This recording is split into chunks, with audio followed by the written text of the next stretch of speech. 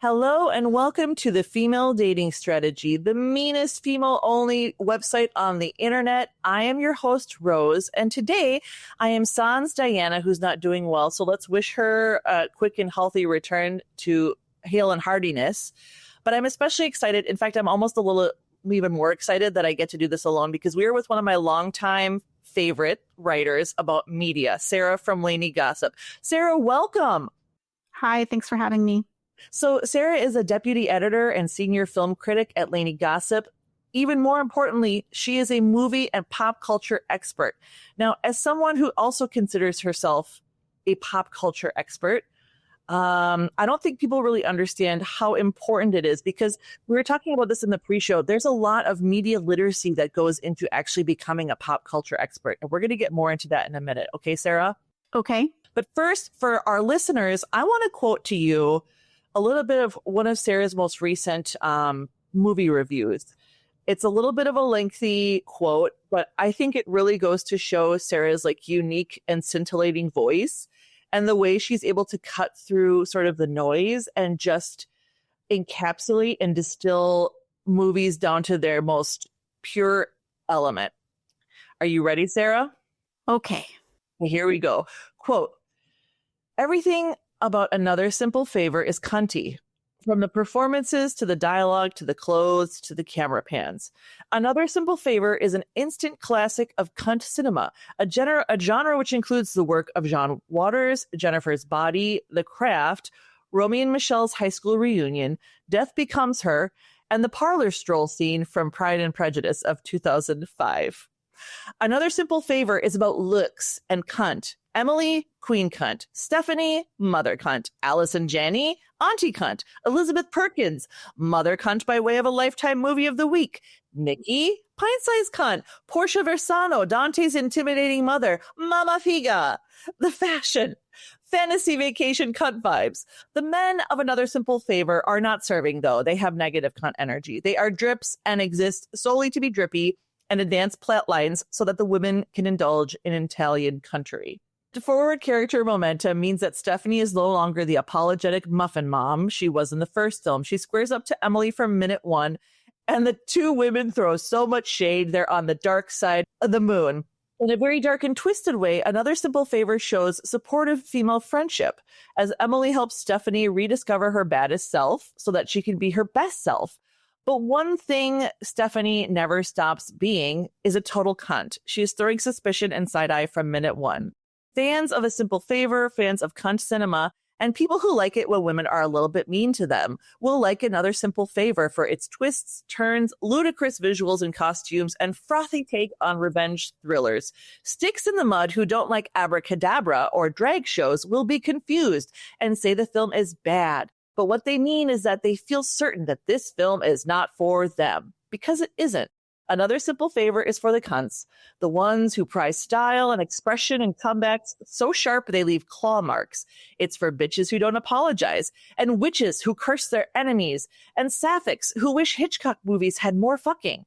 But most of all, Another Simple Favor is for cunts who like their country served with a side of chilled revenge. Because if revenge isn't cunty, it's just sparkling payback."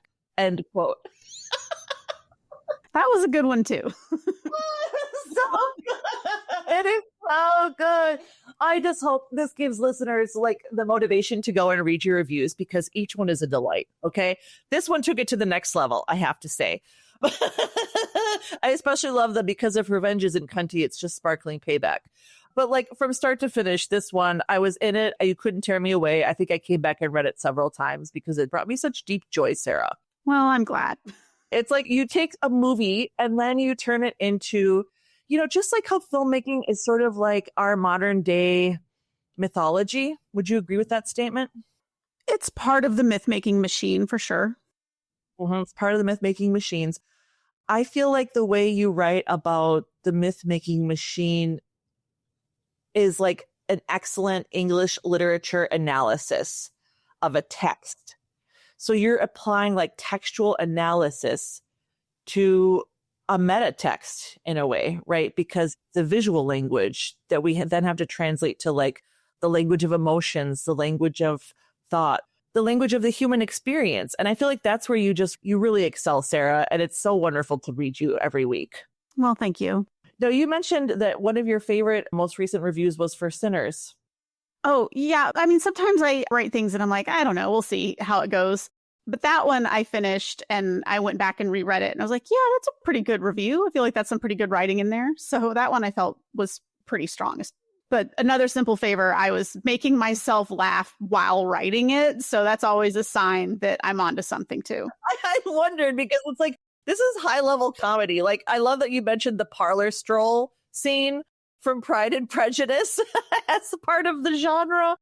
Oh my God. And then Mama Figa. Oh my God. It was operating at another level. And I think you mentioned that this is something you've been doing now for 15 years. Would you take us back to how you actually started at Lainey Gossip? Well, I started my own site called cinesnark.com, which still exists, and it has some really old, not very good reviews archived on it. It mostly exists as an electronic business card these days. And then just a few months after I started my own site, Lainey was going to cover the Cannes Film Festival, and she had a little contest on her site for people to submit to get to write for the site while she was busy doing red carpets and things at Cannes. And I submitted and did not get chosen, but then she emailed me after the fest and invited me to contribute regularly to the site. And I've just been contributing ever since. And yeah, it's 15 years this month, May 2025. So that's a long time.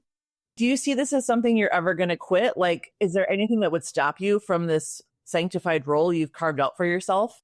I have stated several times online, if I had $1 billion, I would just go away and no one would ever hear from me again. So if I ever get $1 billion, I am now legally obligated to go away and no one would ever hear from me again. So anything less than $1 billion and we still got you?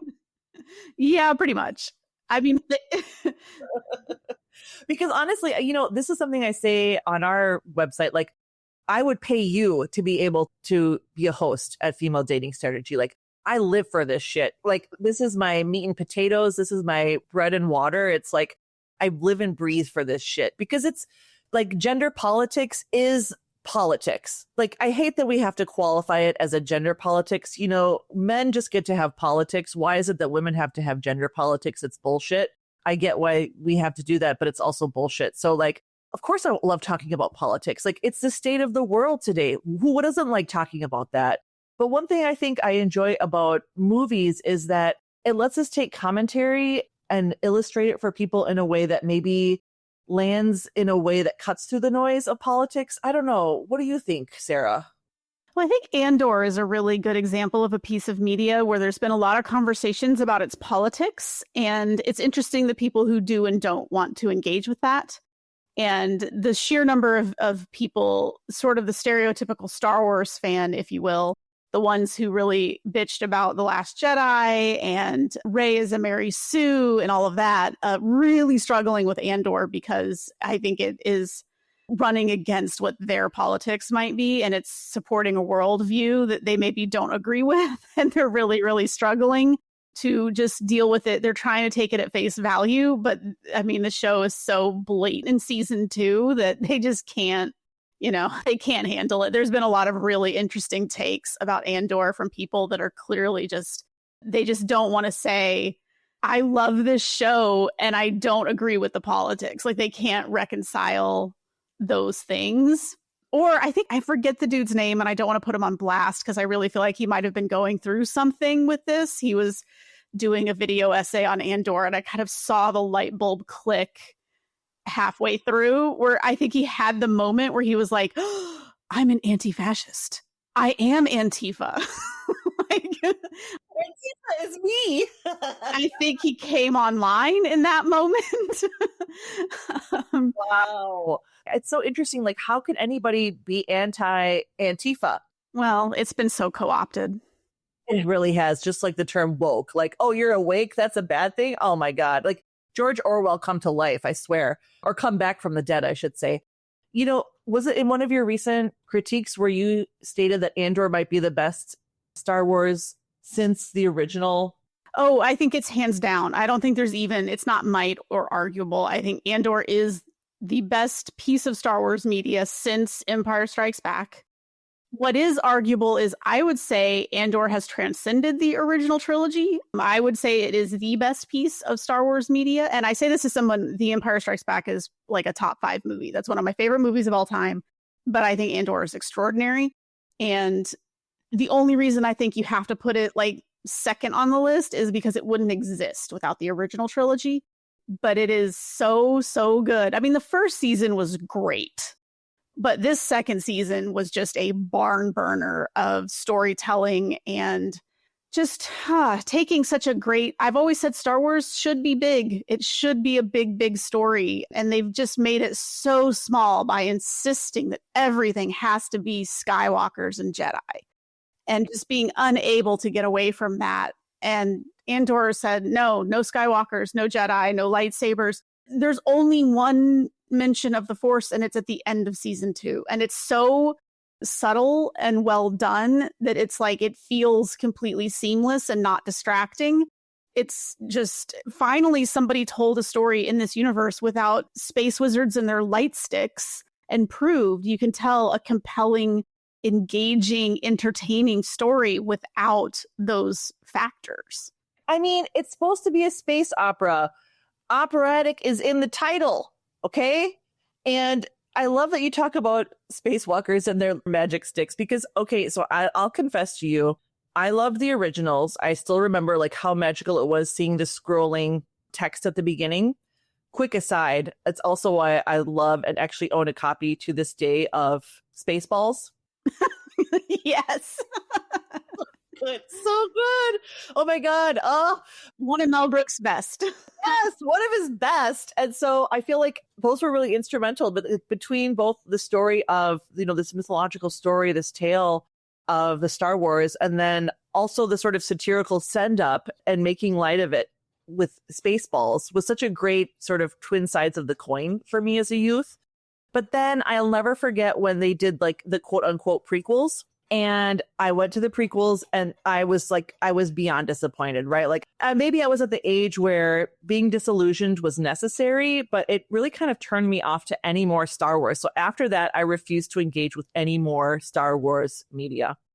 In fact, to this day, I haven't watched any of the shows that you've mentioned. Like, I think your most recent review of Andor might have convinced me to give it a try because the way you talked about it, it was like, yes, this is the kind of storytelling I want from this world. Like, these are the sort of stories that need to be told and can reach people in a way that, like the big battle scenes and sort of the high drama of the Jedi isn't necessarily always the only way to tell the story, right? Yeah, well, and especially if you've stayed out of the newer stuff, like Andor is a good entry point because you don't need to know anything except the original trilogy. You don't even need to know Rogue One. I think if you do know Rogue One, there are some things that will hit harder because you know the ultimate ending of everything, which is just makes the tragedy like extra tragic. But I think if you only know the original trilogy, that's fine because Andor starts about 5 or 6 years before Star Wars. And it just covers like that period of a few years leading up to the first movie. I mean, there are a couple of characters who are in the prequels, like Mon Mothma and Bail Organa, but you will get the context of who they are just from Andor. It does a great job of reestablishing those characters in that time and place away from the prequels. And I will say something very controversial, which is that I think Benjamin Bratt's performance as Bail Organa was better than Jimmy Smits's. Is this a real controversy by saying this? Well, Jimmy Smits has been playing that character since the prequels, and I think he was doing fine, but then he wasn't available for filming of season 2 of Andor, so they got Benjamin Bratt, and he came in, and I was immediately like, oh, okay, this is a different taste of who Bail Organa is, and for the first time, I found myself, like, the last glimpse I got of Bail Organa, because Benjamin Bratt had this he had a more like earthiness to him. Like he played Bail as much more closer to the ground, I think. And the last shot I had of him, I immediately thought, this man is going to be dead within a year. And that is a tragic loss for the galaxy. The galaxy will be worse off because he is not there when the rebellion wins. I really felt it. I really felt, oh, now I see how the First Order rises after, the rebellion wins. They win in Star Wars, they defeat the Empire, and then we come back, 20, whatever, 30 years later, and we're just doing it all over again. Now there's the First Order and they have to form a resistance. And everyone's like, how did this happen? Why didn't it stick? And it's like, well, look at all the, political movements that fail in the real world. But also, I really, really felt at the end of Andor, I'm like, it's because people like Bail Organa died to get there, and they weren't there for the rebuilding. And kind of only the worst people survive. Like, you look at the last shot of Andor, at the people who are literally around the table for the sort of what is going to be the start of Star Wars. And there's these two characters. There's a woman and a man, and the man is played by the British actor who played the annoying forensics tech on Sherlock. I can't think of his name. They show up in the new sequel trilogy. They're sort of minor characters who are in those kind of rebellion scenes, but they show up in Rogue One as like being established as part of the council of people making decisions with Mon Mothma and stuff. And everyone's like, ugh, those two suck. They're always arguing against doing anything and blah, blah, blah. And it's like, well, yeah, but they're centrists and they're trying to appease. They don't want to rock the boat too much. They don't really like where the Empire's going. Maybe there's a big weapon. They don't like that. But at the same time, they're kind of okay with the status quo. And so it's like, and again, look at our real world politics. How many people? Wait, are you talking about Star Wars still? Yeah, but you kind of look at that shot at the end of Andor and you look around that table and it's like, yeah, those are the people who survived. People like Bail Organa, people who took a side, didn't make it. And I kind of thought, walking away from Andor, I'm like, he is why they targeted Alderaan. It's because he was helping. Like, I really believed, like, it wasn't random. This is why it happened. It happened because Bail was helping Mon Mothma because he was very politically powerful. He was very well liked by the people. He is someone who could emerge as a viable leader after the Empire. And so they had to not only end him, but make an example of everyone around him. Like, it just was like, yeah, of course this is what. And Benjamin Bratt made me believe all of that. Like, he was so good that I was like, I see exactly what the galaxy lost when you died. So yeah, I loved it.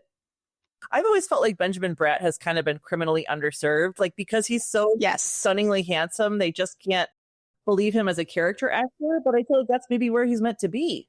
There's this real thing where, like, there are these actors who aging is the best thing that can happen to them, like Hugh Grant. And he had a great leading man era. I mean, he was one of the great, especially comedic leading men of like the 90s. But I think he's doing so much richer and interesting work now that he's in his like 50s and he's aged. And I still think he's a very handsome man. He just looks his age. But that has opened up a slew of roles that I don't think he would get if he was, if he was coming up as a 20-something now, he wouldn't get work like that. Benjamin Bratt also, like, let's acknowledge he's a brown man and he came up in an era when there weren't as many opportunities. If he was coming up now, he would be Pedro Pascal. That's such a good point. Shit. I mean, you're making me think about how, like, Jimmy Smits was the one, like, Hispanic or Latino. And then also, who was a Meg Ryan in Let's Give Him Something to Talk About? No, wait, that was a different movie. Do you remember when Meg Ryan played an alcoholic? Oh, yeah. What was that movie? Nobody liked her in dramatic roles, and now I can't think of the name of that movie. But I was thinking of, okay, I'm sorry, Sarah, give me a minute. I have to look this up, okay? Oh, When a Man Loves a Woman, and that was with Andy Garcia. That's the name I was looking for. So Andy Garcia and Jimmy Smits were like the two brown men that were permitted in Hollywood in the 90s. Well, also, I would say Edward James Olmos. Edward James Olmos. How did I forget about him? Yes. And then Lou Diamond Phillips is your wild card who could play everything from a Latino to a Native American. And these are, by the way, these are all great actors and they've all had really good careers. And Benjamin Bratt has had a good career. Like, he's been on huge popular TV shows. He's been in popular movies. I mean, he was promoting Andor and people are bringing up Miss Congeniality because of how much they love that movie. And, it's like he's had a great career. I'm not saying he hasn't had a good career. But I think we can look back and we can acknowledge there are actors who would have been way bigger deals if they got to come up now versus then. That's such a good point. And I like that you're talking about Pedro. Is it Pedro Pascal? Pascal. I thought it was Pascal because he's Chilean, right? Yeah. Yeah, so it's Pedro Pascal. Okay, let's actually pivot a little bit here because I was loving your extemporaneous monologue about Andor because again, when I read your reviews, that's what it feels like as well, where I'm like, she's taking me on a journey. I don't even know who she's talking about, but she's breaking it down and making it all legible for me. And I'm here for it. So I would like to ask you a similar question about Pedro Pascal and The Last of Us. I don't think you've reviewed it. Have you? No, I played the video games. So when that show was coming out, I told Lainey, I'm like, I'm not going to be able to do it. I've played the games. I know where it's going. It's so heartbreaking. It's so upsetting. And the fans are so fucking awful. I just can't subject myself to that piece of media. I have seen the show. I have been watching it, but I watch it in my own time. I'm not trying to keep up with it, and I'm not covering it. Okay, so you're making me think about how on Reddit, I don't know if you're familiar. I know you know Reddit, but I was going to say, I don't know if you are familiar with like the Last of Us show subreddit, because it's like it's sort of like this epic blue versus gray with like the players who want the show to be absolutely faithful to the game. And the people who are like, just let the show be a show, like take it on its own merits, take it as its own artistic project. But you're making me think about how like the fans of the video game are like, they're diehard, hardcore, almost obsessive, I would argue. Mm-hmm. But apparently it was a really impactful video game story that people are very loyal to. It's a video game that really, it's on the very short list of games that kind of push that whole form into an art space. Years ago, Roger Ebert, when he was still alive, sort of got into hot water because he said video games can never be art. And people argued with him. And he finally kind of came around to, they can be. A lot of them aren't, but they can reach that level. And The Last of Us is like the storytelling in that game is really good. And the way that they integrate gameplay into the storytelling is very good, quite unique for the era. I think now there are games coming out that are learning lessons from Last of Us. So I do think like I see why they would be so loyal to it, but I also have zero patience for that kind of argument because video games is one media and TV shows are another, and they're never going to be the same. It's like book readers who are like, the movie isn't exactly like the book. It's like, who gives a shit? A movie is a different thing. Like it tells a story in a different way. It's going to have to adapt in different ways.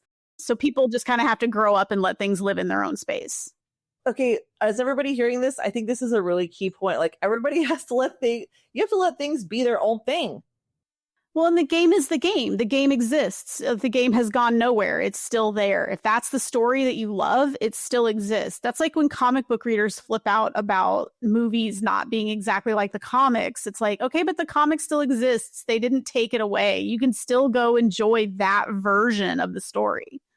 Here. I agree. I get a little tired of like this like fealty. Maybe it's like the constitutionalists who are like, I only want to take the Constitution literally. And if that means that women are still slaves, then that's what the founders meant. You know what I mean? I'm really curious to ask you, Sarah, like, so you came to write about film, but as we were talking about in the pre-show, like, I think, did I get this correct? You're also a liberal arts background person? Yeah, I studied English and art in college. I used to joke that my degree was in useless and worthless. But at this point, I make as much money writing about movies and stuff as I do in my day job. So I can no longer say it's useless and worthless. Like I'm making a good living because of this. The same thing happened to me, Sarah. I did English lit and piano, and I was harassed and heckled for decades about that. And now I'm making more than almost everybody I grew up with. So again, who's laughing now, folks? Like, I'm so grateful for the liberal arts and the humanities, because I think that's what's actually missing from the modern conversation. I think it's like when we're like, why aren't people connecting? And why does it seem like we're at cross communications and la, la, la, la, la? I'm like, because nobody has this like common ground, you know? But so tell me how you came from English and art. How did you decide on that? And then how did you remain true to that?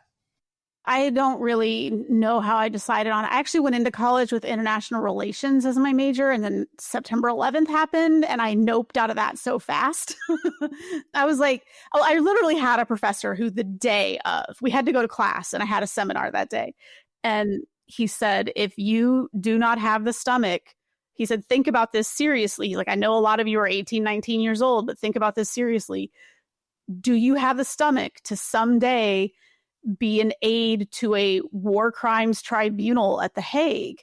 Could you sift through the images and the data and the information you would have to intake to distill it for a lawyer or a politician who needs to understand the genocide that just happened or something that's gone on in the world that's horrible? And he gave us a case study from the 90s, which was Srebrenica, which was part of the Balkan Wars. And there was a mass murder and that was uncovered, and there was a trial at The Hague, and we had to study that. And he's like, if you don't have the stomach for this, you are not going to have the stomach for the next 20 to 30 years of American politics. And by the end of the semester, I was like, I'm out. I'm gonna study creative writing and photography. I'm impressed. You know what? Kudos to that professor. No, he knew. He knew exactly where it was going. The day of, he was like, it's going to get very dark. He's like, we're going to give up huge personal and civil liberties in the name of safety that really won't accomplish anything except creating an even stronger surveillance state, which is exactly what happened with the Patriot Act. And, he was like, it's just going to be really bad from here on out. I wish the youngsters and the youth could understand how two things have really changed the trajectory, who have brought us to this current timeline. The Patriot Act is one, and Citizens United is the other. Oh, yeah. Yeah. I feel like with those two, it was sort of like the death knell of the project of democracy that we had been on a path to, right? It completely rerouted us. And now here we are in the worst timeline. And your professor absolutely called it. You know why? Because he knew his history. Well, yeah, he was also a diplomatist and was a literal world-renowned expert in diplomacy and international relations. And he was like, yeah, I know where this is going. This is not going to be good. But I called it. And he did call it. And but like it sounds like he did it in a very humane and respectful way so that students wouldn't feel like a failure if they were like, I'm honestly grappling and realizing this isn't for me. It'd be very easy to shame and like be sort of patronizing as a world expert on that sort of thing. But it sounds like he was very humble about it. Yeah, he was a great professor. Even though I ended up not pursuing that major, that was one of the best classes I took my entire college career. But I think going back to your original question, like I went to the University of Southern California, which has, the top film school in the world. I think they kind of jockey for position with AFI and UCLA, but they're kind of right up there.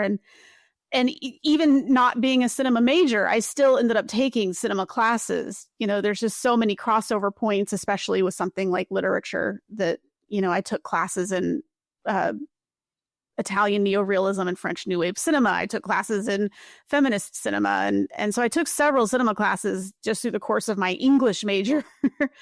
But I'd always loved movies. I just, even as a kid, like I would stay up late and watch the Oscars as a kid. I loved movies and watched a lot of movies. And then there was just one New Year's Eve. I was like, you know what? I'm going to start a movie blog. I'm going to do that. And literally on January 1st, 2010, I started my own site. And within 6 months, I was contributing to Lainey Gossip. Unreal. Oh my gosh, that's such a wonderful story. I love that because, I think we often think it's like we have to have some big sort of come to Jesus moment. Like the kids call it a canon event where you're like, this is absolutely what I must do. And like, it's clearly demarcated from decision A to result B.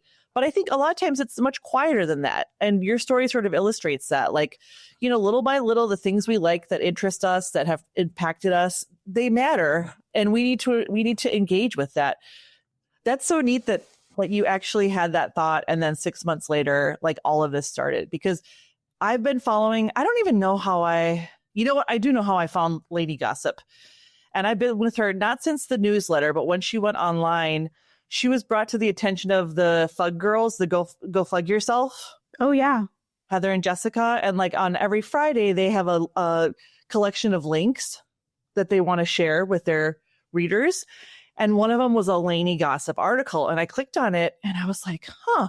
And then I started to read the other articles. And I haven't stopped since then. Like it's still one of my daily sites that I go to.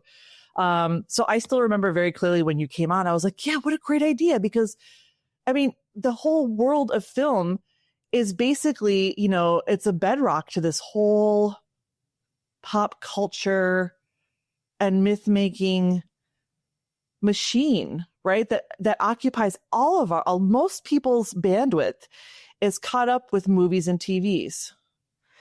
And yet I don't know if we really engage with what that means for us as humanity. Does that make sense? Yeah, I don't know that we have to engage with that all the time. Like, um, I do think it's okay just to watch things and be entertained. It's okay to watch things and as escapism. Like we all have our comfort shows. But I actually just recently restarted one of mine. I started my semi-annual Bones rewatch. Oh my God, I love Bones. You know, I don't actually, so Sarah, I'm a bit of a Luddite in that I don't have a TV. I've actually never owned a TV. But if you have a computer, that doesn't count anymore. Thank you. Exactly. I have a computer, and like, you know, all my friends have given me like their Netflix and their HBO and the Amazon Prime accounts. So I'll never forget when I actually, one of my roommates was like watching Bones while she cooked, and I was like, what's this? And she's like, oh my God, it's just the best show ever. And I was really bored, and I was like, all right, I'll give it a try. And then I proceeded to like sit in my bedroom for 3 or 4 days straight and just binge watch the whole thing because it's addictive. Oh yeah, it is. Well, it's that procedural format, man. It gets its hooks in, and that's a show that like there's obviously some things in it that don't hold up super great because it launched in 2005, and it sounds sort of cheap to say it was a different time, but it literally was. Like it was 20 years ago, and I think I think one thing that doesn't get credited enough is how fast things changed in the 2010s. And I think part of the political moment we're living through right now is a backlash to how fast things changed in the 2010s. You know, like we started that decade, people like, okay, the Marvel movies got really big in the 2010s, right?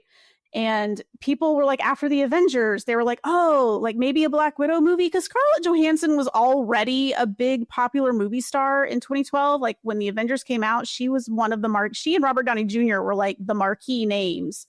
And Mark Ruffalo and Jeremy Renner were there for a little bit of, cinematic cred. But, you know, people were like, maybe a Black Widow movie. And then comic book fans were like, well, there's actually another character called Captain Marvel who's way more powerful and like kind of has these big storylines. And then there's also this guy, Black Panther. He's really cool. People were calling for those movies. And it was 2 or 3 years before Marvel greenlit them. And some of that was like the guy who ran Marvel at the time was sort of notorious. Like he's Ike Perlmutter. He's a buddy of Trump's and famously said like people wouldn't go see superhero movies starring women, basing that on the fact that boys don't buy girl action figurines, even though in the 80s, toy companies were allowed to not manufacture action figurines with girl characters. What? Yeah, there was like everything bad goes back to Reagan. It was part of his big deregulation. There used to be actual like rules. There were industry regulations that toy companies could not manufacture toys that were distinct boy girl. So like if you sold a ball, you would sell a red ball or a yellow ball because the boys and girls are going to buy the same ball. But then that all got deregulated, and now there's a pink ball and a blue ball. And if you have a boy and a girl at home, you have to buy both balls. They can't share a red ball. They each have to have their own color-coded ball. All of that started in the 80s, and you can actually see it happen in real time with Star Wars toys, because the first movie came out in 1977, the second movie came out in 1980, and the third movie didn't come out until was it 1985, Return of the Jedi? And between 1980 and 1985, the regulation took place, and look at how many Leia toys are produced in 77 and 80 versus 85. Oh, Sarah, I did not realize this. Yeah, everything bad goes back to Reagan. Why don't you say that? I have one friend who's never left Minnesota, and she's a dear friend, you know, like a kindergarten bestie. She is quite conservative for my taste, not to the point where she voted for Trump, but it's been concerning. And at one point, you know, I was telling her about So I came to Chicago for graduate school. I've had all my schooling funded. I've gotten full rides for everything, which I'm really appreciative of. I did work hard for it, but like I obviously had a lot of privileges that I got those. But at one point I was telling her, yeah, I've got this trip that's been sponsored to Brazil and I'm getting this much of a stipend and this is covered and la, la, la, la. And she's like, yeah, thanks to our taxpayer dollars. And I was like, dear friend, taxpayer dollars haven't funded the arts since Reagan. Yeah. I mean, literally, Sesame Street was just picked up by Netflix. I saw that. Thank you, Netflix. Oh my God. I can't believe I'm thanking Netflix for this. And they have to do, people are like, why does Sesame Street do commercials? They shouldn't be, those characters shouldn't be selling, they shouldn't be shills. And it's like, they have to. They have to, because they don't get enough money to produce the high quality, you know, children's entertainment that they do. That funding disappeared years ago. So yes, they have to license those characters for birthday cards and commercials and, you know, cheap shit like that so that they can keep the lights on. Fred Rogers said it, you know, to produce high quality children's entertainment is expensive. So, and now there's Miss Rachel. She's like the modern Mr. Rogers. She's on Netflix too, you know, like it's all private equity now. So yeah, it's the capitalism has gotten its claws into everything. I've just heard about Miss Rachel because apparently I don't know anything about her. I thought maybe she was a YouTuber. I just didn't know because, you know, apparently she's for children. And the reason she came to my attention was because apparently she was being interviewed by the New York Times and they were like, oh, so you support genocide or some question like that about the Gaza Israeli issue. Mm-hmm. And apparently that was like the most ridiculous question because she just does like content for kids. And it's like, how are you bringing that into and like accusing her in this type of interview format? But, you know, the New York Times has been fucked for a while. So like, I don't know why people are surprised. Excuse me. Okay. So Sarah, once you started writing, you haven't stopped writing. Do you have any pretensions or ambitions to like having a collection of your own reviews published or even writing a book about film? Like, have you ever thought about anything like that? Not to the extent that I've tried to make anything happen. I just turned in this last week my second magazine article. I have been published in a book. I have an essay in a book that came out a few years ago. But I haven't I guess if somebody came up to me and was like, we want to publish something and you write it, I'd be like, okay, cool. But not enough to like put any effort into making it happen, mainly because I do have a day job and I produce several thousands of words a week for Lainey Gossip, which is essentially like a whole second job. I regularly, and I'm not complaining, but the reality is I am regularly working 60 to 80 hour weeks. If somebody was going to be like, write a book, I would kind of have to say, you have to pay me enough to take time. Like you have to pay me enough that I can take time off of one of my two jobs to make that happen, because I literally don't know when that would happen. And sort of proof positive of that, we're recording this on a Saturday morning. We both got up earlier than we wanted to record this because it's the only time that I had. And I really appreciate that, Sarah. I really do, because I'm somebody who loves to sleep and I love to sleep in and I have the most comfortable, luxurious bed. And so anything that gets me out of it, I'm always like resentful for. But I wasn't for you because I've been looking forward to talking to you for quite some time. Like you were one of the first people I was like, we have to interview Sarah. And Diana was like, well, what are we going to talk about? I was like, it doesn't matter. She'll have plenty to talk about and it's all going to be interesting. And here we are. Like, I actually didn't think you'd say yes, but I'm really pleased you did, because I feel like, you know, I was saying to you in the pre-talk, like, you know, I've always been somebody who loves to read, just an avid reader. And if I actually add up, you know, how many books I read per year. And by the way, didn't you just mention that Lainey is talking about a Substack for a book club? We have the Substack called The Squawk, and we will be adding like a monthly book club to it this summer. Nice.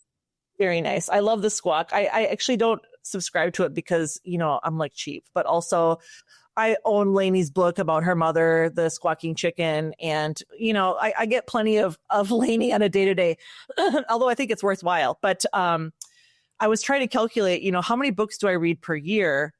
And I'm going to do a humble brag, Sarah, but I think I average between I'm somewhere between 250 and 400 books a year. Wow. I run about 100 books a year. Yep. Now, I would say that my advantage is I am a speed reader. Oh, yeah, I'm not.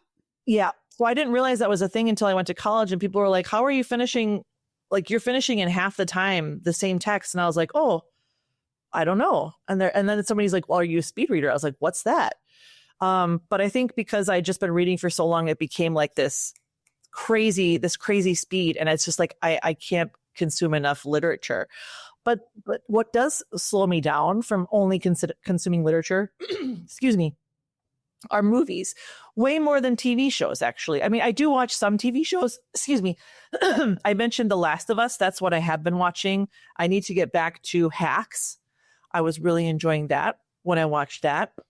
But I think it's movies more than anything that actually will pull me out of the world of literature and back to sort of mass media in this day and age. In fact, the last two movies I went to in the theater, by the way, I love how you write about the business of movie theaters and like how they're dying, but it's like they're dying because they're refusing to change and grow and offer different things. Like they're trying to do the same old, and people are like, yeah, but I could stay home. Right. But the last two movies I went to in the theaters, because I do want to support movie theaters. One was Sinners, which was, a barn burner of a film, literally.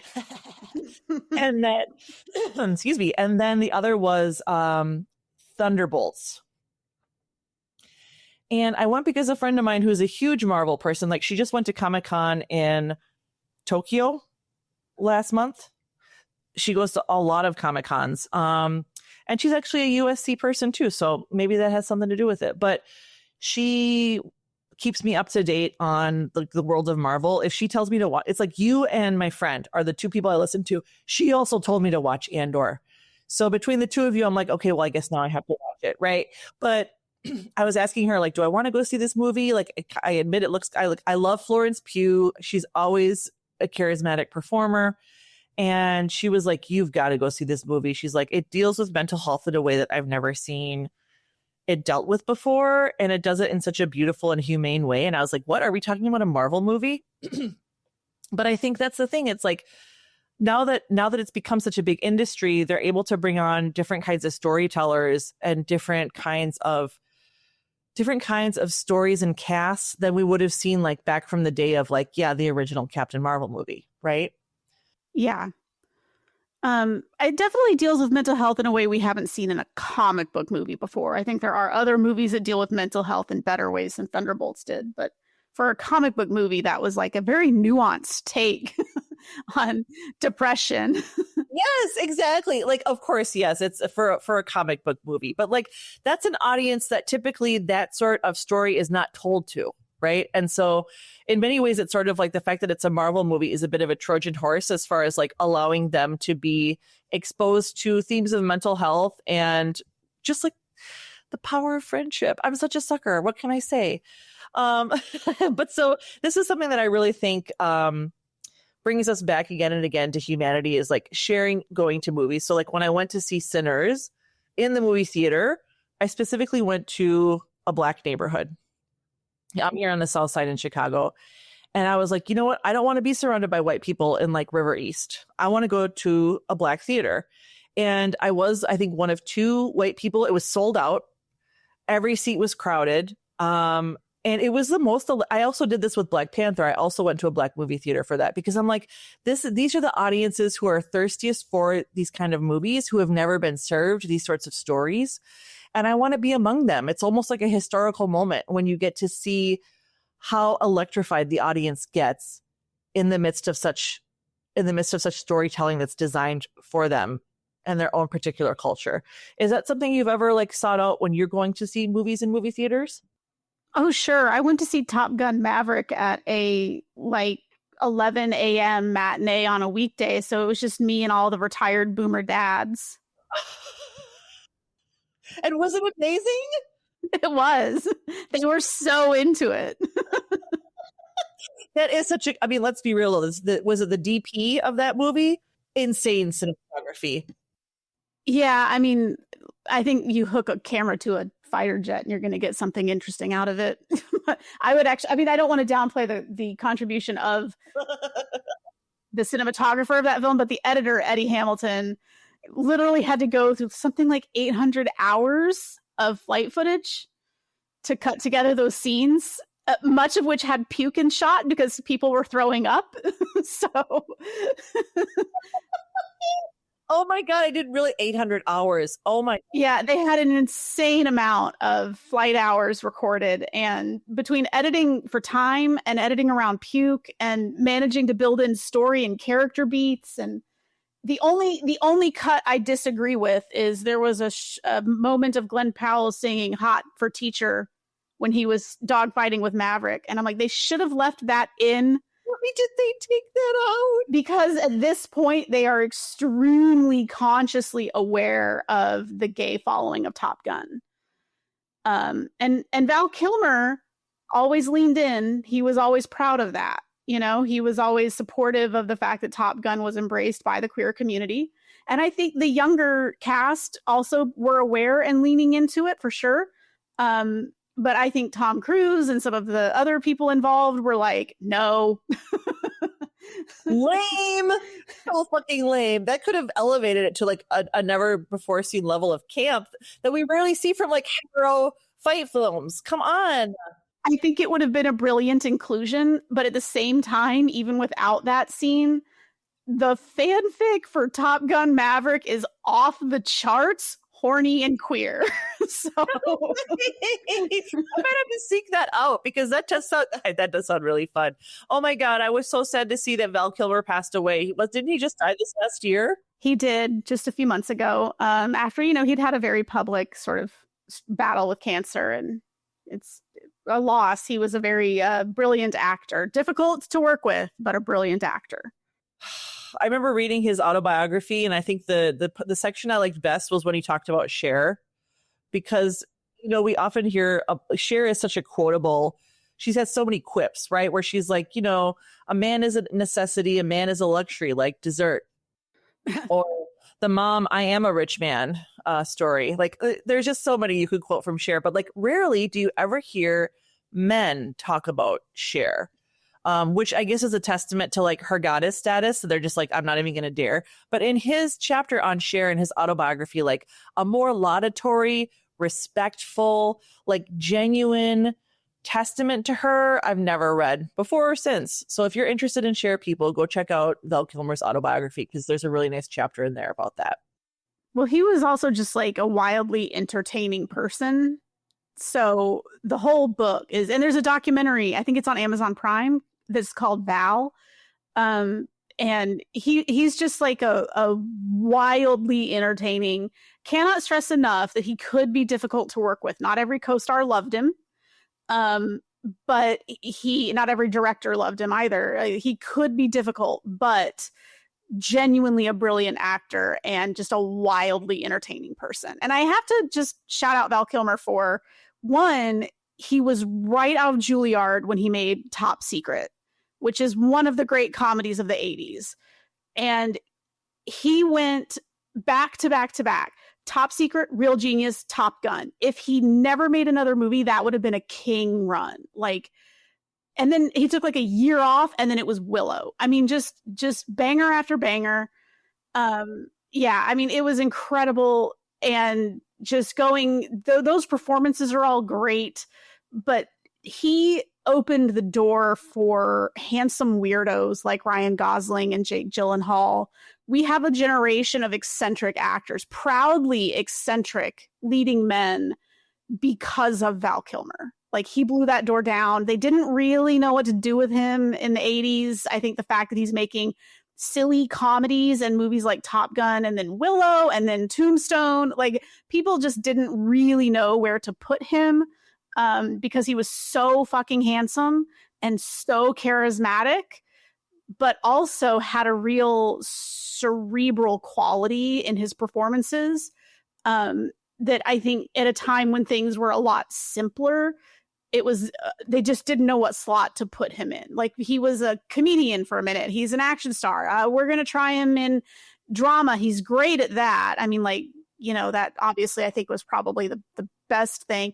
Maybe a romantic leading man. Now we're going to try action again. They just never really found the play because he was just so multi-talented. But yeah, and so eccentric. Like he was eccentric at a time when Hollywood did not want to sell eccentricity.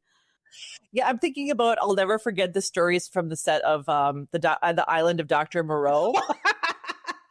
Do you remember those tales? Yes. And again, there is a documentary about the making of the Island of Dr. Moreau, which I would strongly recommend because it was just a cuckoo bananas process. And Rob Morrow, who was like at the peak of his Northern Exposure fame, was supposed to play the role that David Thewlis ended up playing.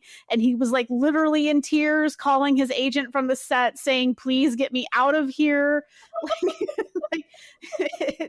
It's just, if you watch the making of Island of Dr. Moreau and then Tropic Thunder, I know there are also like, watch Heart of Darkness too, the making of Apocalypse Now, because that's another cuckoo bananas film shoot.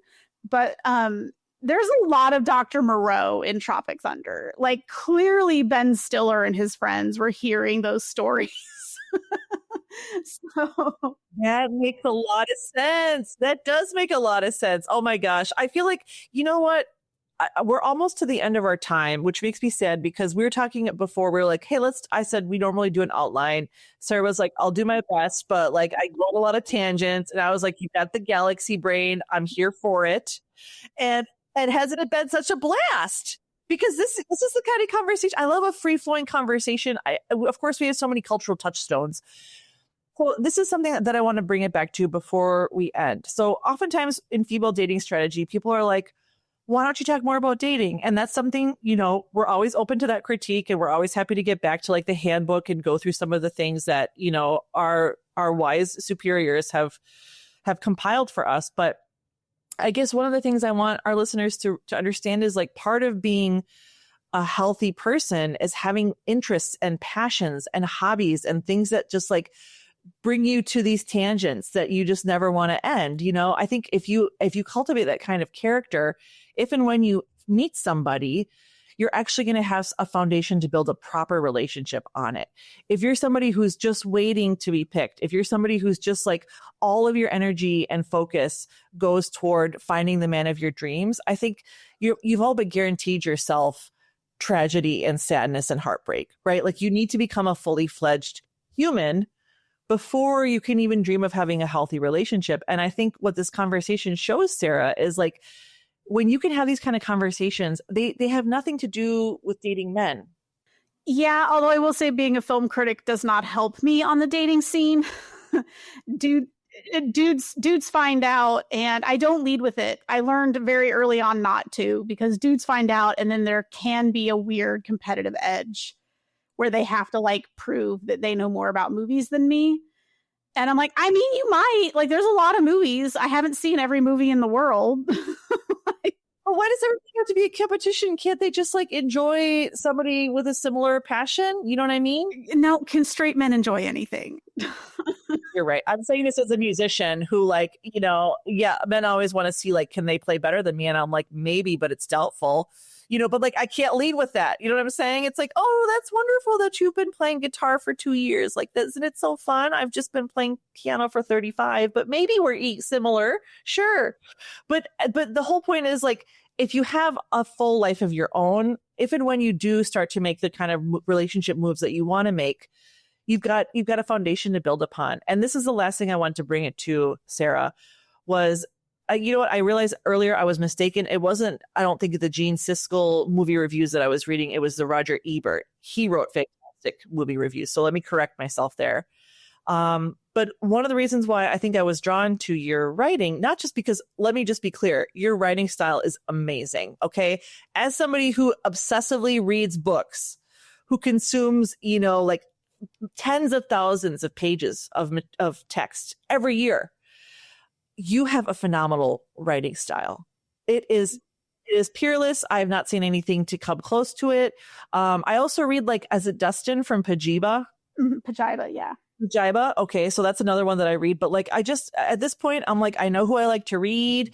Was it Nathan Rubin from the AV Club for a long time? But again, like, as they've kind of, and also Heather Havrilesky from her salon days. I don't know if you ever read her, but she was priceless, right?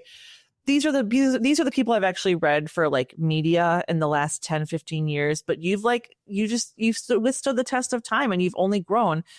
And so when I think about, the fact that I like to read film criticism, I like to read people's reviews and to see, what others think. How has it been being a woman in this very male-centric space? Generally, like my day-to-day is fine. I do have super aggressive filters on my social media accounts. And I'm honestly, since Twitter imploded, I'm way less on social media than I used to be, which is better.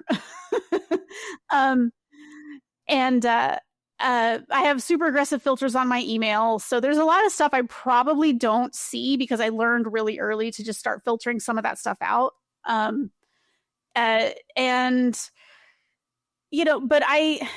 I have a lot of very supportive dudes. Like I have really good support from men in my community that I appreciate a great deal. I really don't catch friction from other critics. Like it's not within the critical community. I don't think it's really that bad. I think especially over the last 10, 15 years that as I came up, speaking of like, oh, you sort of benefit from the time that you get to come up in. I came up in a time when people were becoming more conscientious of supporting other voices, of supporting women and people of color and women of color in the arts media criticism space. So that has been good. The worst is just when you write a review, like some emails have broken containment from my recent Mission Impossible review, which was not 100% glowing. And some Tom Cruise fans are taking that personally, which I'm a little bit like, Xenu, is that you? Probably the Scientology bots. They've got a whole army, I'm sure. But it's sometimes it's things like that. Like, somebody might, some of that stuff comes in, but not a lot of it, because again, I learned very early, just get really aggressive with your filters on your keywords. And that probably means that there are some nice things that I don't see because maybe somebody uses a word especially like if they're quoting my own Another Simple Favor review back to me, the word cunt is on my filter list. So maybe I didn't see complimentary emails about that because I'm like, I can't get another email that's just 500 cunts in a row from some dude that I'm never going to see in my life. Like I just can't do that. But that helps. I mean, it just kind of protecting your space in that way definitely helps. But in terms of fellow critics, I think the support has generally been really good. People have been very encouraging, have, shared opportunities with me that have been really great. So it hasn't really, from the critic side. And, when he was alive, Roger Ebert was I'm here in Chicago. So I'm a member of the Chicago Film Critics Association. And I got to go to screenings with him for many years. And he was always very encouraging and very supportive. And, things like that have really mattered and made a difference. But that is the benefit of getting to come up in the 2010s it was the time when people were becoming more aware of the sort of inherent inequality, and we actually need to make an effort to promote these voices and to share opportunities and to be supportive of new and emerging writers. And I would add a critic to your list, actually, in the spirit of that. I mean, he writes for the New York Times. I'm not sure he really needs my shout out, but Robert Daniels is a brilliant critic. If you're looking for really astute, interesting film criticism, Robert Daniels is incredible. He just published a piece on Spike Lee's new movie that premiered at Cannes. That was like, I try not to read a lot of reviews about movies I haven't seen yet, so I don't get any preconceived notions. But when Robert publishes something, I'm like, I have to read it right away. I can't not know what he has to say about it. So, I mean, he's such a good, interesting writer and critic, and bookmarking it. Yeah, he's great. So yeah, I mean, I don't want to downplay that there are sometimes problems, that there are sometimes unpleasant things, but it almost never comes from a fellow critic. I think one time a YouTuber got mad at me and I was like, I don't even watch your shit, so I don't care. Which is not to downplay YouTube. There are great critics on YouTube, but just one time somebody was like arguing with me and I'm like, I just don't care. Like, I don't care that we have a difference of opinion. I don't care about changing your mind, and I don't care to have my mind changed. It's a movie. It doesn't matter. It doesn't matter. I wondered if, so often we're talking about like the youth wanting to be influencers and things of that nature. But like, let's say we've got a youth listening who really wants to be a film critic or a popular pop culture and gossip critic. Like, what kind of path does that even look like in this day and age? I truly don't fucking know. Whatever path you want. But I would say if you're going to get into any kind of criticism, and I don't care what it's criticism of or what the primary media format is, read everything, read all the time, read anything you can get your hands on, read things you disagree with. You have to read. And then if you are going to be like a film or TV critic, you have to watch. You have to watch a lot. You have to watch things, even if you're like, oh, that's not exactly appealing to me. I can't tell you how many boring films I've sat through because I'm like, it's going to be good. It's eating broccoli. It's good for me to know this. Like, it's good for me to have this film in the bank, like it's good for me to have this somewhere in my brain floating around the next time I need to pull out a reference. So yeah, you have to consume, you have to read a lot, you have to consume a lot, and you have to think. You have to learn how to think. And I don't know how you do that, except I went to college and spent 4 years learning how to think. And that's, that's kind of the challenge now, is how do you learn how to think? And I think a good place to start is read a lot, read everything you can get your hands on, even if it's not something that's immediately appealing, even if it's something you might disagree with, read it anyway, and then think hard about why you disagree with it. And just consider everything. Oh, this makes me so happy to hear. One thing we talked about was Sarah lives just down the street from a newly opened bookshop. And she was saying how dangerous it is, how quickly it adds up, and how much money you don't realize you are spending. So for those of you who love to read, please, yes, support your local bookstores, but also always remember your local libraries, okay? Here in Chicago, we have an amazing library system. And you'll note that like ever since COVID, a lot of these places, I know New York, I think LA as well, they're now willing to give you like an electronic membership, so that you can access all of their books online. Even if you don't live in that city, they've widened the scope to allow others to access those materials as well. So like, don't give up hope if you don't live in one of these major cities, but use any and everything you can to get your hands on reading materials. Nothing can replace that time spent. I like that you call it eating broccoli. Sometimes you just got to eat your vegetables and drink your water, and don't be afraid to ask why, and to acknowledge when you just don't know. I think that's another really big thing. Like, as I've gotten older, yes, I'm extremely well read. I'm well traveled. I speak multiple languages. I've lived in places all over the world. But of course, I don't know everything. I wouldn't want to know everything. What's left to discover and enjoy in the world if I know everything? But I think having that sort of attitude of like, I'm always here to learn, I'm always going to be curious to learn more. I think that's another area where if you're a youngster, don't be afraid to be really genuine and earnest in your quest and in your curiosity. Yeah, we live in a society that does not prize sincerity. But if you're trying to get into the space of criticism, again, for anything, not just movies, but you will have to eventually expose yourself to be sincere. Like you will eventually have to be sincere about something that you're writing or talking about. But I will make a couple book recs for people who are big time readers, but interested in gossip or film. Please. The Kid Stays in the Picture, Robert Evans' autobiography. It's wildly entertaining. He lived a big life. A Short History of Celebrity by Fred Inglis. It's a really great book that literally sort of traces how a modern celebrity came to be.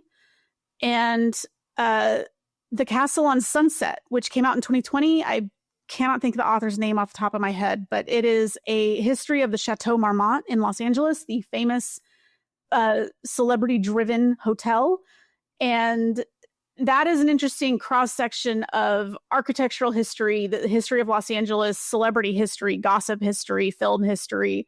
It's the Chateau Marmont is just the nexus of so many cultural forces. And so The Castle on Sunset is a great read too. Oh, I think I'm going to have to put that into my local library because that sounds fascinating. I mean, how many times have we read Chateau Marmont when you're reading Lainey Gossip? Like that thing pops up all the time. Oh yeah, it's still a big celebrity hangout because they don't allow photos. So celebrities can go, although that's the interesting thing about the book because it was published in 2020 and the more recent iteration of the Chateau is a lot flatter than it used to be. When I was at USC in the early 2000s, I got to go a few times. I got invited to events that were there and it still had a feeling of decadence and anything can happen. And you might see, big, huge celebrities doing wild shit in the bathroom.